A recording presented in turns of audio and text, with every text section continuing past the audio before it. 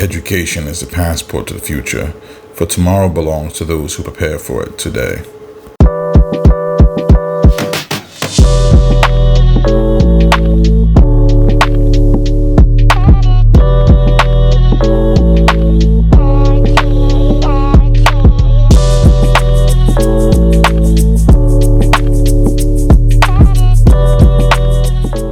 Hey guys, it's Professor Javon M.H. Presbury back again with another episode of Hey Professor, the channel, the show, however you want to call it, where we go over topics that you're curious about with regards to the health information field, health services administration, etc., or just healthcare in general that has nothing to do with nursing or doctors. That's what we do, right?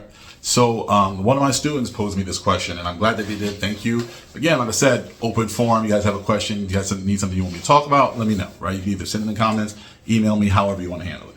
So the question that was asked to me was, Professor Presbury, what is the difference, if any, between a health administration degree and a health information management degree? So I have both, right? And I'll just go through my own story and tell you what the differences are and what we look for as somebody that hires, right, on a fairly regular basis. So with my associates, I was health information management, right?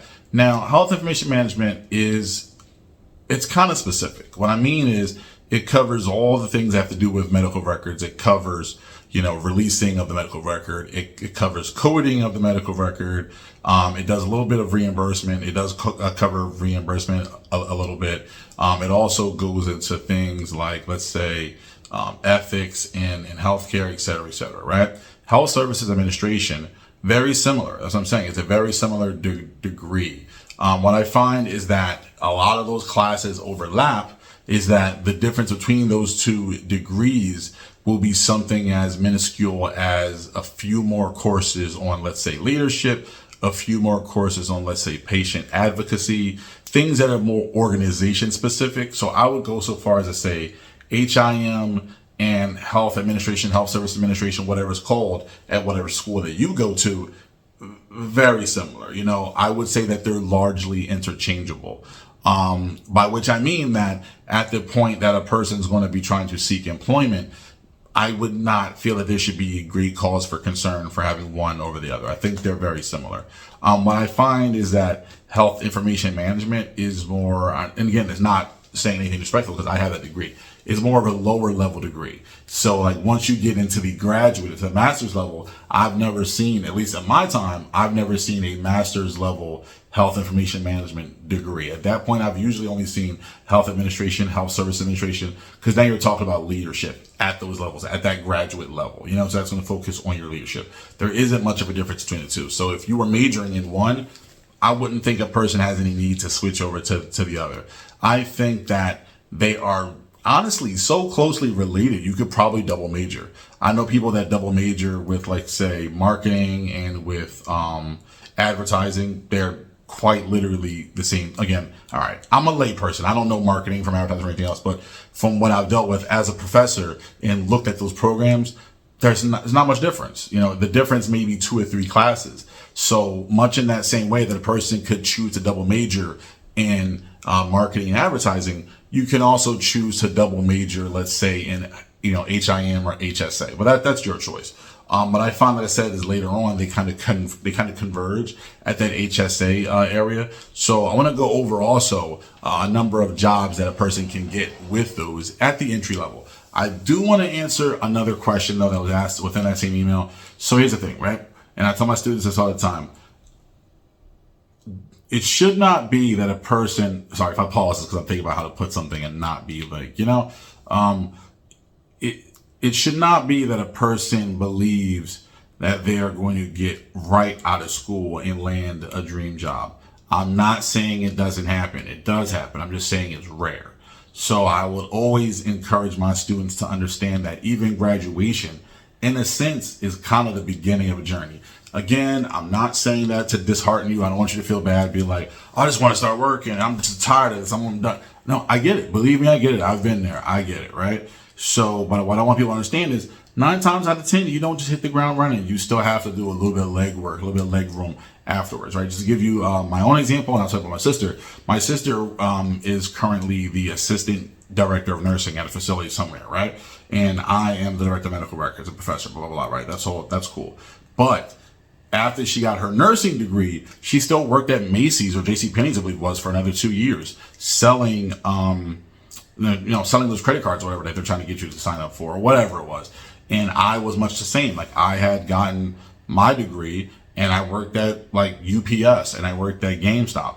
Again, nothing wrong with those two jobs. In fact, UPS put me through school for my associates. I'm very grateful. But what I'm saying is that I did not just roll out of bed with my degree and roll right into the thing that I wanted. It really doesn't happen like that in my experience. Again, there are outliers. I'll give you an outlier. When I was a coder, when I was in my coding course back in Camden County College, years ago, talking about years ago, right? There was a girl in my class who was also, going for her coding certification that's in that same time as me. And she actually made an announcement. She's like, guys, just want to let everybody know I got my first coding job. And I'm sitting there like, how you get your first code? How she get her first coding job and we in here learning how to code? Like, who she know? I'm sitting here like, yo, I wasn't hating. I was hating. In hindsight, I was hating. It's fine. It worked out. Wherever she is, I'm hope she's happy. I'm happy too. But I was hating. At that point, because I'm looking like, how is she, like, what are we doing? You know what I mean? But what I'm saying is that have realistic expectations for yourself and for your journey, educationally and professionally. There's nothing wrong with applying for those jobs right at the gate, because the worst they can do is say no to you.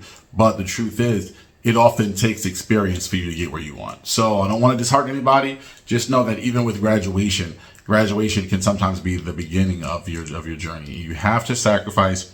You have to put a little bit in to get what you want. So don't be afraid of that either. So to talk about those jobs real quick, I'll give you a brief summary of each. I try to keep these short. I don't want to go too far over, right? I feel like I've been rambling now. I'm rambling right this second, right? Forgive me. So one of the things that you can do is be a medical records clerk. Now, I have several of them that work under me, right? Medical records clerk, their job is to, receive, break down, process the record in every way that a person can. So you literally receive the record physically from the floors. You're breaking it down. You're making sure that all the components are there, which is called analyzing. It's another task. If all the components are not there, that's called a deficiency. So then you're putting it into the deficiency pile. You're reaching out to the physician, letting them know that they have a deficiency. At that point, the physician has to follow with me. We get it signed off on. We get everything cleared up. It's done. That is the medical records clerk. They also, they file. They file in the basement. If you have paper, they file it away in paper. That's if you're a paper organization. A release of information clerk. Much like a medical records clerk, a release of information clerk works with the medical record, except that they release it. Hence the medical records release of information, right? So what their job is to accept, process, and reassess any incoming requests for medical records from not only outside the facility, but within the facility. So that means that outside, patient John Johnson presents and then he leaves and he wants a medical record. John Johnson has to request it through the proper avenues. Release of information takes care of processing that request, sending it out to him. If he's not getting it, sending him correspondence as to why he's not getting it. That's what they do. Number 3 is abstractor. An abstractor is someone who is coding adjacent. It's a step like diagonal, kind of down a little bit. An abstractor is someone who basically peruses the medical record and they pull and they put into a database with, regular data entry, all the diagnoses, family history, etc., that they've seen in the medical record. So that's the whole thing, right? Medical coder. Again, this is not something that is entry level, really. Because you do have to have the knowledge. You generally have to have the certifications and background for it, but it's also not management. So I'm going to consider it on our list for entry level, right? A medical coder, someone who takes the medical record, they assess it, they read it, they interpret it, and then they place codes, ICD-10, I don't know, the future ICD-11 or whatever, CPT, CM codes, procedural codes, PCS codes, etc., to basically, review what the physician has documented, review what the clinician has documented, code those diagnoses. So that way, on the other end, we can bill and process that and receive that income. Again, that brings us to the billing specialist. Is another thing.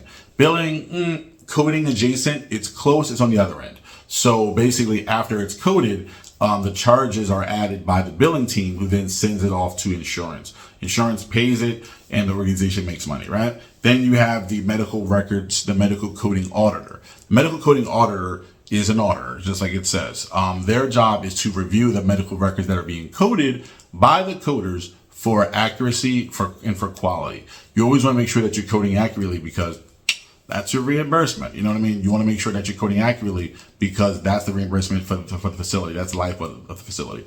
So an auditor just reviews the codes and says, you're doing a good job or you're not doing a good job. And that's their job in a nutshell. We also have, lastly, the denial specialist. A denial specialist is someone who works kind of adjacent to billing, right? So you have medical records, they code it, boop, sends it off. Billing bills for it, boop, sends it off. Then you have the denial team for when an insurance company kicks it back, says absolutely not, I do not find that this is medically necessary. Either we're not paying you or we want the money back. The denials team has to work with that process to say, okay, what do you need? Do you need more medical records to prove that this was, a medically necessary case? They request medical records from us and we send them out. Those are the types of in-house requests we get from the denial team, from billing team, from quality, etc. So those are the kind of requests that we get from inside. Like I said, we have external, we have patient requests, we have legal requests, we have disability requests, social security requests, all types of things. So I hope that answered the question. There are lots of jobs out there in the HIM field at the entry level. Do not be afraid to get your feet wet, to kind of, take a little bit of time, because getting where you want to be, it's going to take sacrifice. I don't mean that in a bad way. I'm just saying that you got to take the first step. Again, guys, I hope this episode was very informative. A little bit longer than I would have liked, but it just happens sometimes, right? Again, because I'm covering multiple topics in this one. So that's Professor Javon M.H. Presbury. I appreciate you guys. Like, subscribe, share, whatever you want to do. And don't do whatever you don't want to do. But I'll be here either way. Professor Presbury, have a good night, guys.